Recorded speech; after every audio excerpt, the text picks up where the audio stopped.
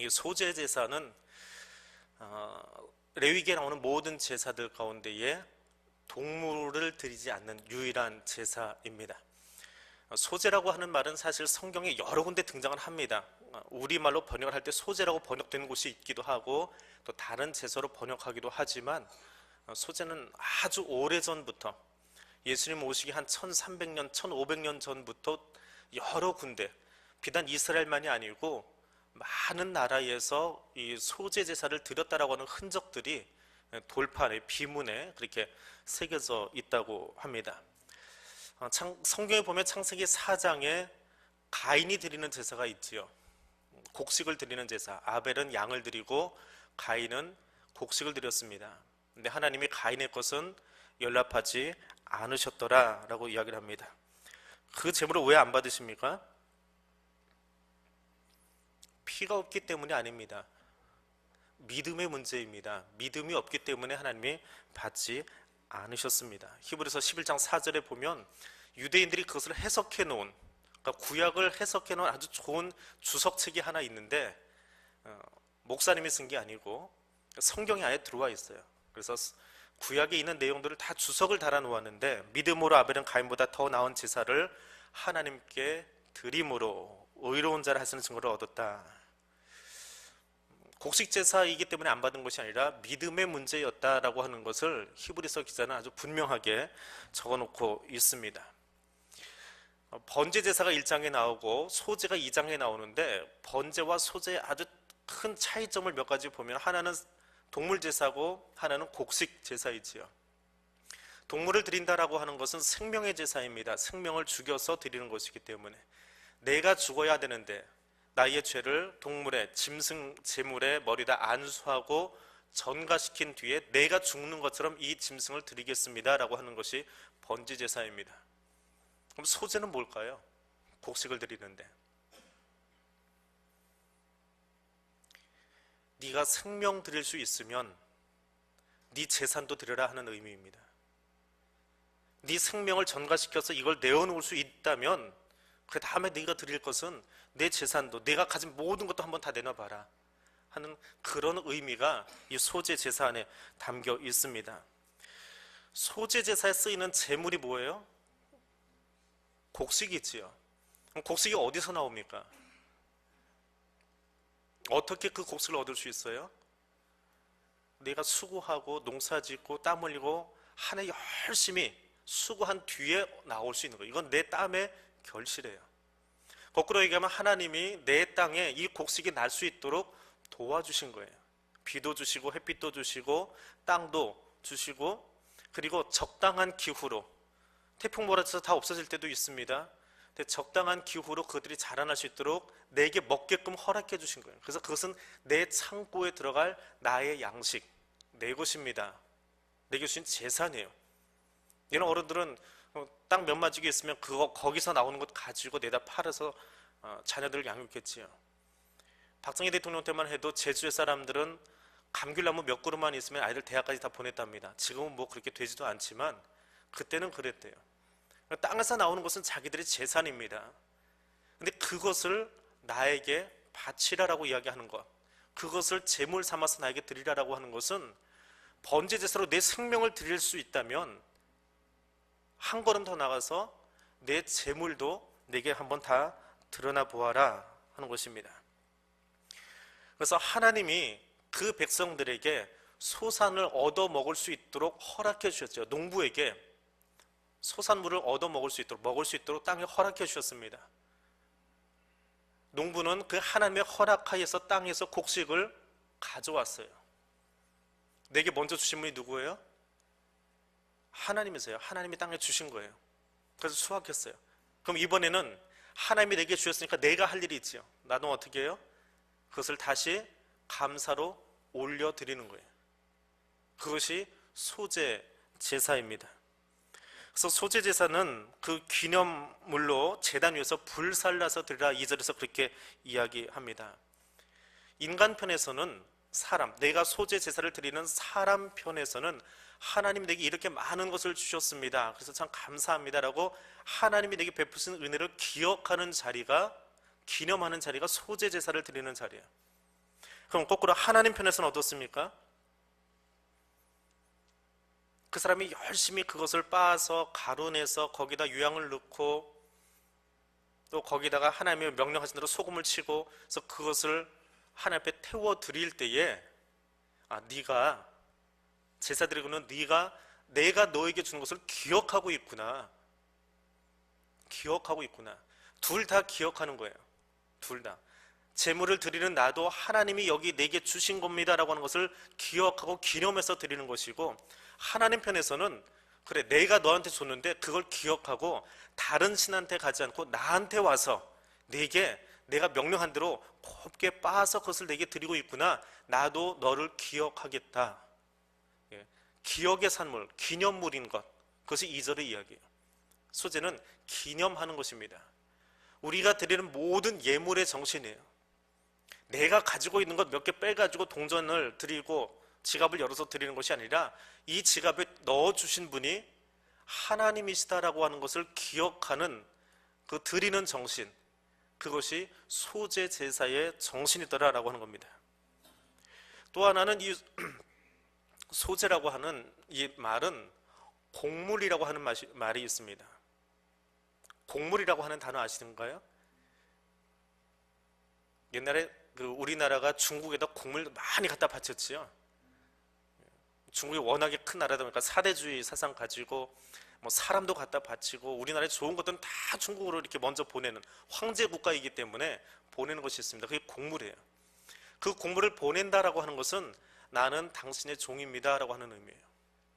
우리나라는 당신 나라의 보호 아래 살고 있습니다라고 하는 그런 의미입니다. 소재를 내가 하나님께 드린다라고 하는데 그 소재의 그 히브리어의 단어의 의미 속에는 곡물이라고 하는 뜻이 있어요. 곡물이 아니고요, 곡물이에요. 곡물은 하나님의 보호하심 속에 내가 살아가고 있습니다. 그래서 내가 하나님께 진상품을 올려드립니다. 하나님이 나를 보호해 주시지 않으면 내 밭에서 이런 곡식을 거둘 수가 없었습니다 라고 하는 그런 의미가 담겨 있습니다. 또 하나는 이 소재 제사는, 지난주에 번제 제사 기억하는지 모르겠는데 번제 제사에서 먹을 수 있는 부분이 어디입니까?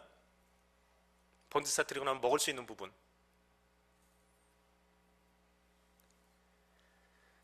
한 주가 지났는데 벌써 잊어버리셨네요. 번제 제사는 먹을 수 있는 부분이 하나도 없습니다. 아무것도 못 먹어요. 다음 주에 하는 화목제는 다 먹습니다. 나눠 먹어요. 번제는 아무도 못 먹어요. 그런데 건질 게 딱 하나 있어요. 다 태워버리는데 뭘 건져요? 가죽만 건져요. 그 가죽이 누구 거예요? 당연히 이렇게 조금 나오는 건 다 제사장 거예요. 좀 많이 나오면 나눠 먹지만 숫자 적은 가죽을 어떻게 찢어갔습니까? 그건 제사장 거예요. 근데 소재는 어떻게 드리느냐? 밭에서 추수를 해가지고 곡식을 가져오는데 태우는 거 얼마나 태우겠습니까? 무게병 요만한 거 몇 개 태우는 거예요. 한 움큼만 태우는 거예요. 곡식을 한 가마니 가져오세요. 하나님, 내가 이 밭에서 거둔 것 중에 10의 1조 혹은 100분의 1조 가져왔습니다. 이만큼 밭에 곡을 주셔서 감사합니다. 그리고 한 가마니를 짊어지고 왔어요. 그럼 한 가마니를 다 태워버리는 게 아니고 제사장이 거기서 한 움큼만 잡아가지고 그걸로 만들어서 하나님께 올려드려요. 그럼 나머지는 누구 거예요? 나머지는 제사장 거예요. 레위인 게 아니에요. 이건 제사장 거예요. 소재를 드리고 남은 곡식, 이것은 제사장 거예요. 제사장들의 식량이에요. 그런데 드리는 사람들이 마음이 그렇게 넓지가 못해요.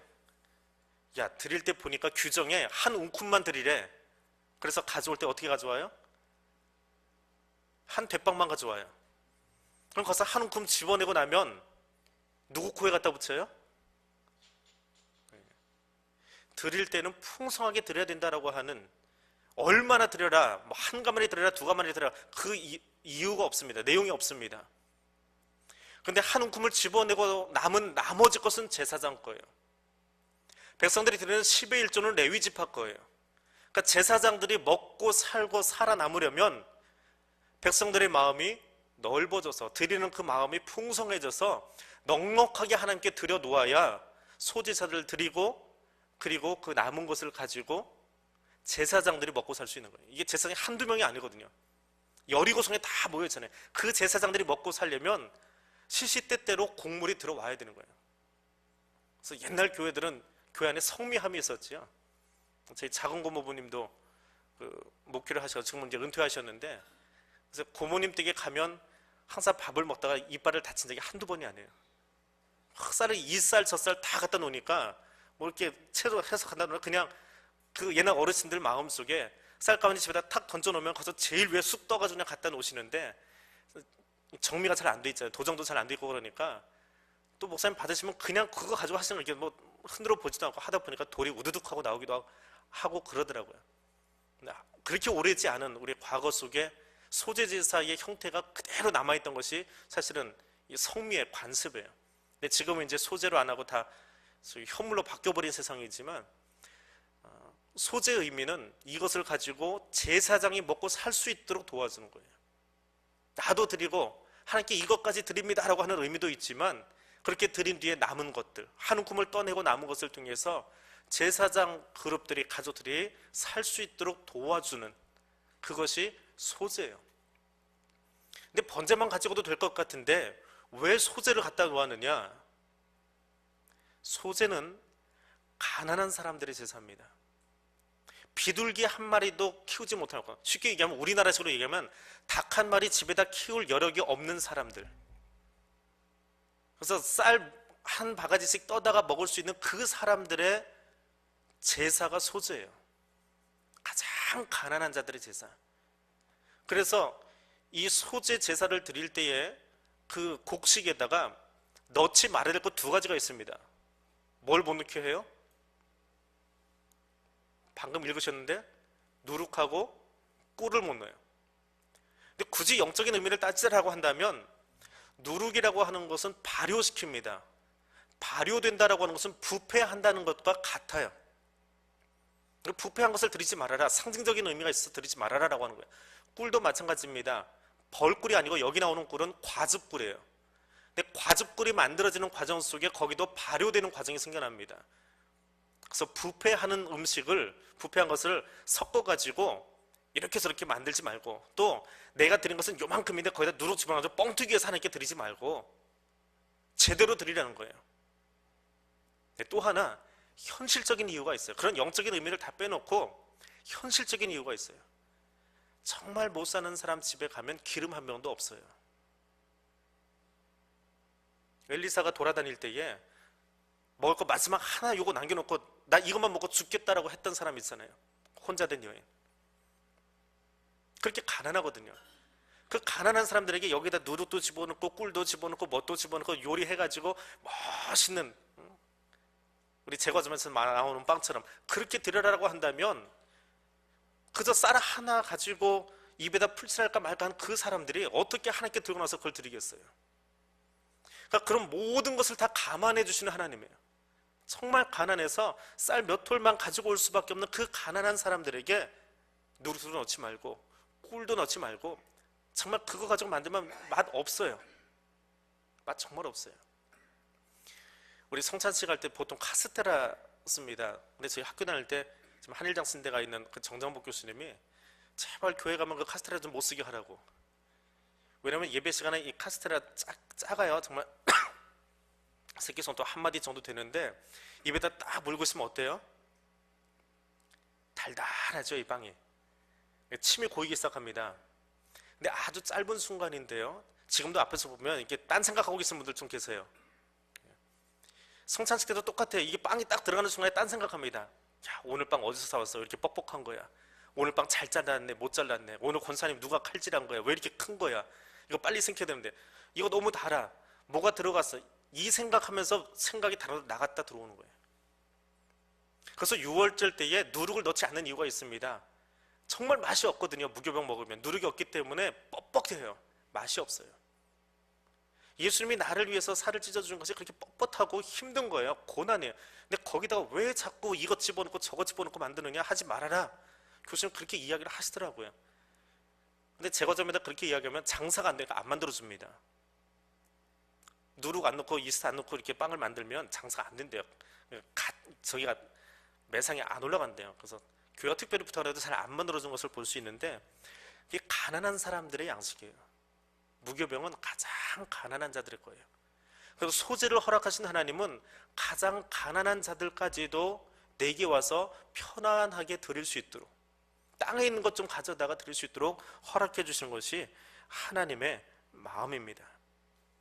그래서 2절부터 14절까지 보면 고운 기름 가루에다가 드려라, 화덕에다 구워서 드려라, 번철, 후라이팬 얘기하는 거예요. 번철에다 해서 드려라, 혹은 솥에다 삶은 것으로 드려라, 혹은 첫 이삭을 빻아서 드려라. 소재가 5가지 종류가 있어요. 드리는 방법에 따라서 굽기도 하고 후라이팬에 이렇게 눌어붙게 하기도 하고 솥에다 삶아서 드리기도 하고 여러 가지 있는데, 그거 지금 방법 하나하나 우리가 다 따지고 절별로 우리가 강요할 건 아니고요. 소재 기본 정신만 여러분이 가지고 들어가면 좋겠습니다. 누룩은 넣지 말고 꿀은 넣지 말고 그 대신에 하나 들어갈 게 있죠. 뭘 집어넣습니까? 소금을 넣지 말래요. 소금을 넣으래요. 언약의 소금을 넣으래요. 변질되지 않는, 부패시키지 않는, 그러니까 부패하는 것과 같은 모양을 가지고 있는 누룩과 꿀은 빼버리고, 벌꿀이 아니에요. 이거는 과즙꿀이에요. 그것은 빼버리고 변질되는 것을 막아주는 소금은 넣어라. 이것은 언약의 소금이기 때문에 그것을 넣어서 내게 바쳐라 라고 이야기를 합니다. 하나님이 오늘 우리에게 요구하시는 예배의 모습이 있습니다. 우리가 잘 아는 로마서 12장의 말씀처럼 너희 몸을 하나님이 기뻐하시는 거룩한 산 제물로 드리라 이야기합니다. 우리 주머니에 있는 거 들여놓았다고 해서 그것이 하나님께 예물 드리는 게 아니에요. 주일날 제가 헌금기도 할 때마다 꼭 반복해서 하는 게 있습니다. 들여놓은 헌금에 대한 의미보다는 일어서 있는 성도들의 모습에 대해서 더 많이 강조하고 그것 하나님께 드리는 것, 일어서 있는 백성들의, 여러분들의 마음과 뜻과 정성을 하나님께 드리고 그 시간을 드리고 그 삶을 드리고 있습니다. 저기 나오는 예물은 중요하지요. 자본주의 사회 속에서 그거 가지고 교회 경상벽하고 돌아가니까요. 근데 더 중요한 게 있어요. 그것을 드리기 위해서 일어서 있는 여러분 자신을 드리는 거예요. 나를 드리는 거예요. 너희 몸을 하나님이 기뻐하시는 거룩한 산 제물로 드리라. 이것이 영적 예배니라. 그리고 그 뒤에 나오는 이야기가 무엇입니까? 너희는 이 세대를 본받지 말고 오직 마음을 새롭게 함으로 변화를 받아서 하나님의 선하시고 기뻐하시고 온전하신 뜻이 무엇인지 분별하도록 하라. 자, 영적 제사를 드리는데 이 세대를 본받지 말라라고 하는 이야기가 곧장 따라 나오고 있습니다. 그 말의 의미가 무엇입니까? 이 레위기는 언제 쓰여졌어요? 출애굽기 19장 5절과 6절의 말씀이 있습니다. 너희는 거룩한 나라여 내 제사장 된 백성이다 라고 이야기합니다. 그 5절과 6절 두 구절을 풀어놓은 거예요. 확장해 놓은 거예요. 그럼 나의 제사장 나라 되기 위해서, 나 여호와의 거룩한 백성이 되기 위해서 너희는 어떻게 살아야 되느냐, 그것을 쭉 풀어놓은 것이 레위기예요. 그럼 출애굽기 19장의 이야기는 어디서 나오는 거예요? 이스라엘이 출애굽하고 나서 시내산 앞에서 하나님의 약속을 받고 출발하면서 들은 거예요. 출발하면서 어디로 출발하고 있어요? 지금 시내산을 떠나서 목적지가 어디예요? 가나안이지요. 가나안에는 누가 살고 있습니까? 출애굽기를 작년 초에 가지고 다 잊어버리셨지요? 가나안에 6 부족이 살고 있어요. 이방 부족들이 살고 있어요. 이방 나라가 살고 있어요.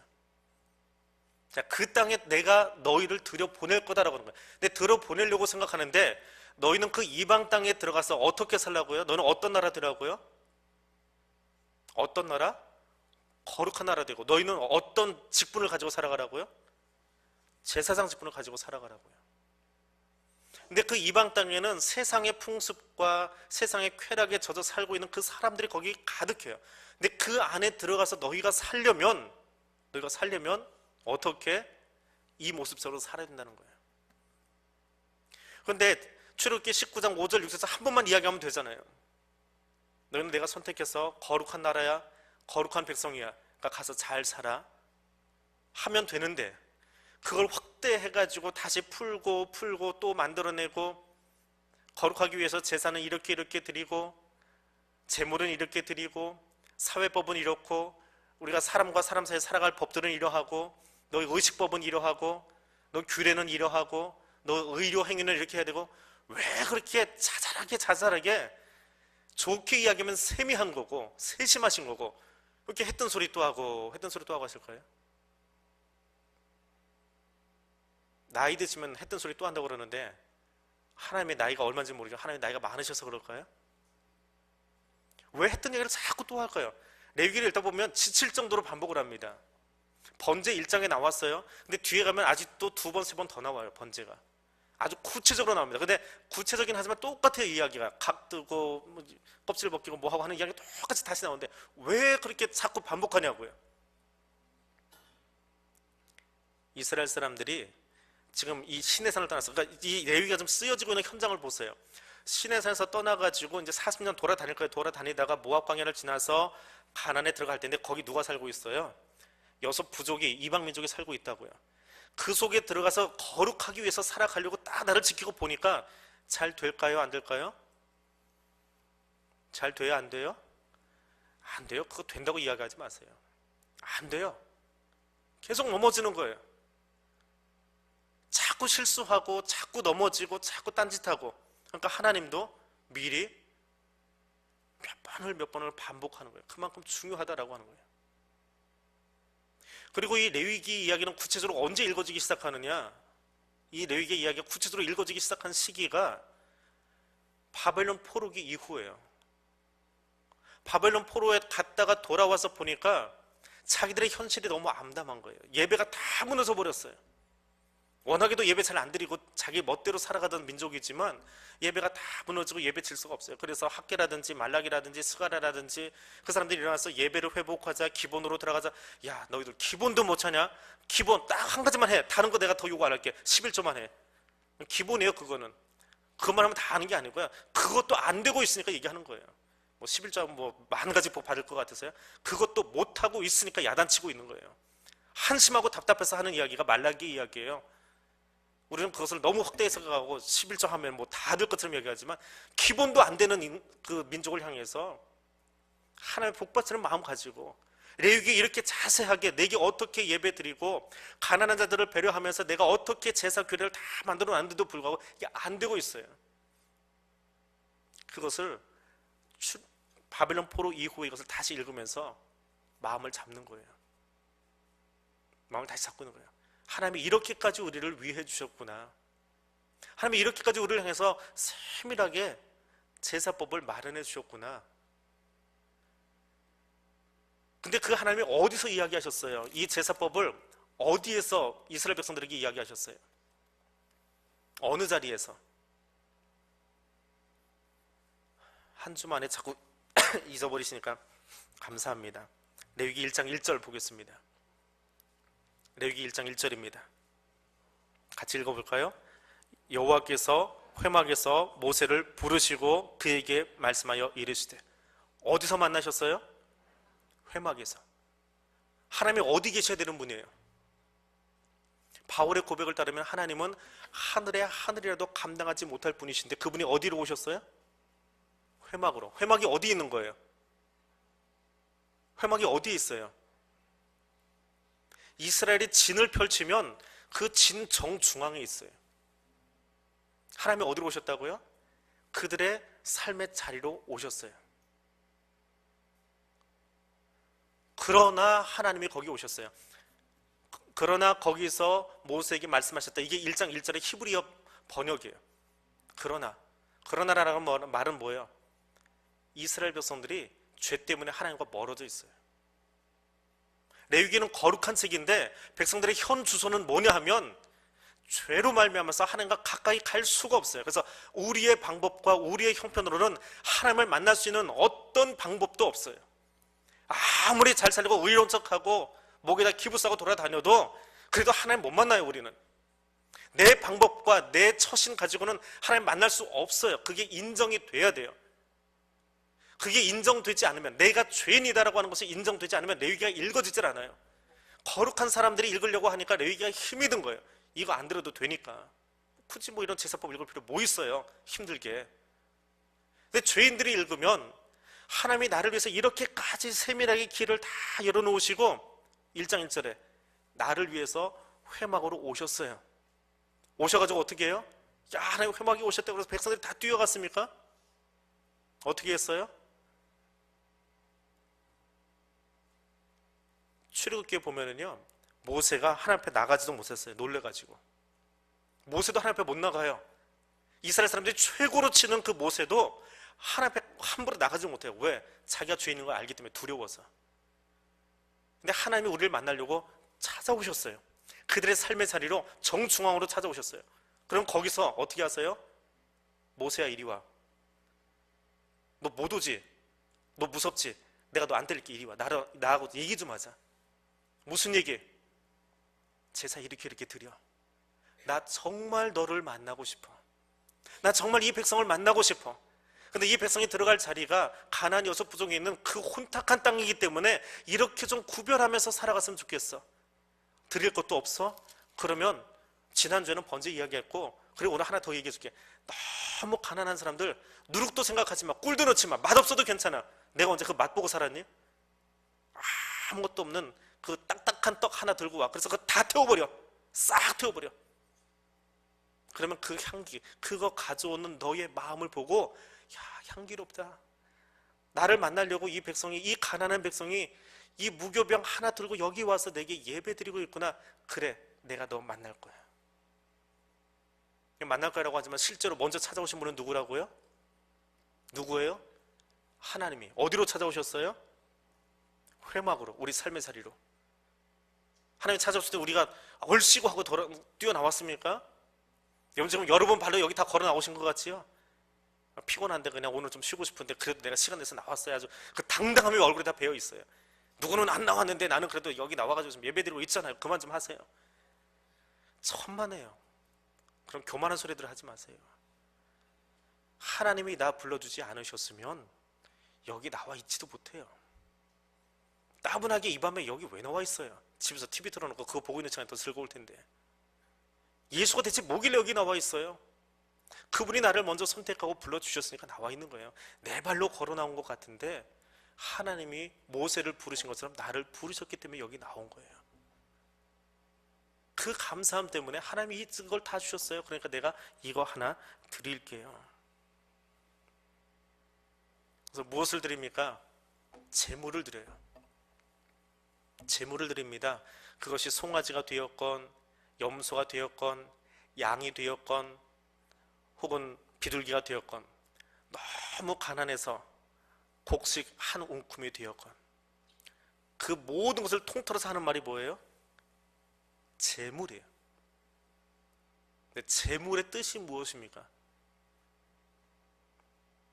제물이라고 하는 말은 심장 혹은 가슴, 여기 가슴이 아니고요, 이 속에 있는 폐를 이야기하는 거예요.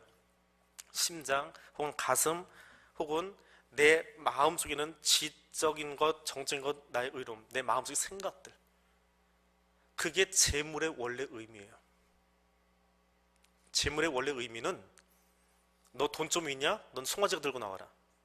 너 그것도 없지? 그럼 너는 저기 쌀 몇 움큼만 가지고 와. 그럼 내가 받아줄게. 그게 제물이 아니에요. 그건 하나님이 우리 현실 속에서 배려해 주신 눈에 보이는 거예요. 근데 그걸 다 통틀어서 하는 이야기가 두 글자, 뭐라고요? 제물이에요. 근데 그 제물의 원래 의미를 찾아가 보니까 그게 뭐라고요? 너의 심장을 드리고 너의 폐를 드리고 너의 창자를 끌어내서 드리고 너의 지식과 너의 정적인 것과 너의 의로움들, 내 생각, 내 사고하는 걸 다 끌어내. 그걸 나한테 드려. 우리가 하나님께 드리는 게 뭐라고요? 여기 헌금위원들이 들고 나오는 그 봉투가 아니에요. 제가 봉헌기도 할 때마다 왜 일어난 여러분 자신을 다 내려놓으라고 합니까? 그게 진짜 헌금이거든요. 나를 드리는 거예요. 재물을 드리라고 하는 것은 내 인격이 분리된 상태에서는 드릴 수가 없어요. 그건 껍데기만 드리는 거예요. 마징가 제트 아시죠? 쇠돌이가 들어가지 않으면 마징가 제트는 뭐예요? 거대한 고철 덩어리에 불과해요. 내 심장이 들여지지 않고 내 폐부가 들여지지 않고 내 창자를 꺼내서 끊어질 것 같은 그 아픔을 가지고 하나님, 이걸 끊어내는 마음으로 하나님께 다 드릴게요. 속 창자까지 다 드릴게요. 지저분하고 여기 오염도 있지만 하나님 예수의 피로 다 좀 씻어주세요. 나 새롭게 좀 살고 싶어요. 이 심장도 새롭게 좀 해주세요. 나만 위해서 뛰고 있는 심장이 다른 사람을 위해서 좀 뛰게 해주세요. 그게 제물 드림이에요. 그게 제물이에요. 근데 예배 드리다 보면 쇠돌이 없는 마징가제트만 와 있는 사람들이 있어요. 떡하니 버티고 앉아가지고 나 오늘 예배 잘 드리고 있어요.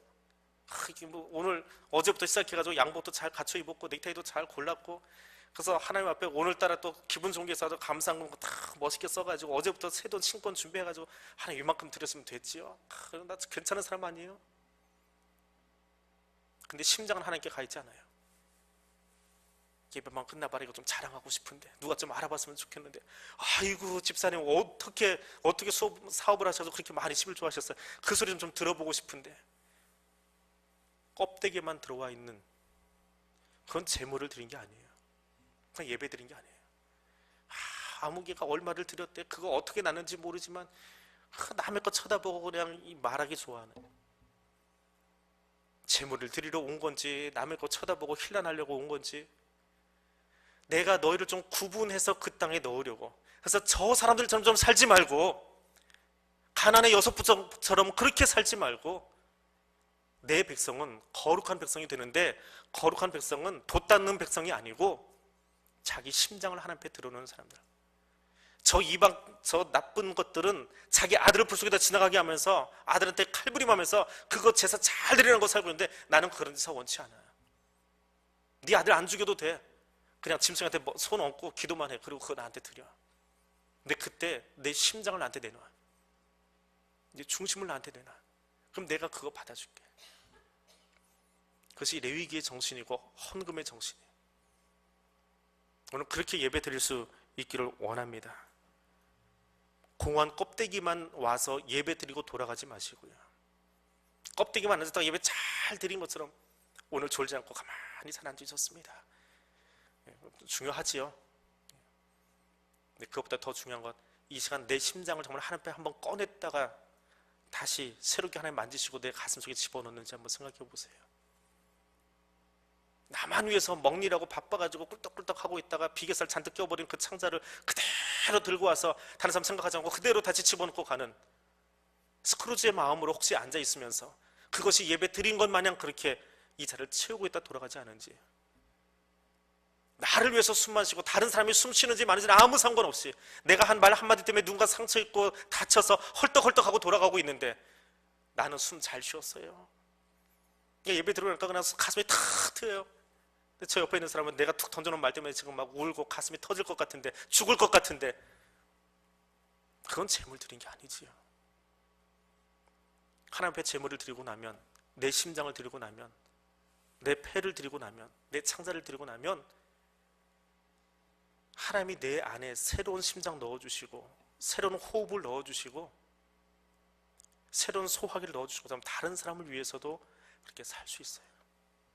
하나님의 가난한 자를 배려하시면서 소재를 드리게 하신 것처럼 나도 그렇게 살 수 있어요. 오늘 그 예배를 함께 드릴 수 있기를 원합니다. 우리의 노동의 대가를 너무 기뻐하시는 하나님, 잘했다. 너 땅에서 그렇게 수고했구나.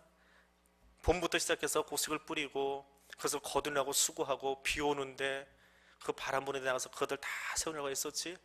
그렇게 땀 흘린 거 그것을 나한테 들고 왔구나. 네 땀의 결실을 내가 받아줄게. 내가 그렇게 수건 발품 팔아서 수고했던 거 내가 다 받아줄게. 많고 적은 가리지 않아. 가난해서 누룩도 넣지 못하는 딱딱한 빵 가지고 와도 괜찮아. 그거 태우는 순간에 너의 마음을 내가 받아서 향기롭다라고 이야기해 줄게. 다음 주에 나오는 속건제는 향기로운 제사가 아닙니다. 다음 주에 나올 화목제까지가 향기로운 제사예요. 왜요? 하나님과 하나 되고 싶어하는 우리들의 그 간절한 마음을 하나님이 받으시는 거예요. 그 제사가 하나님께 드려질 수 있기를 원합니다. 이 시간에 같이 기도하겠습니다. 이 소재의 제사를 생각하시면서 또 레위기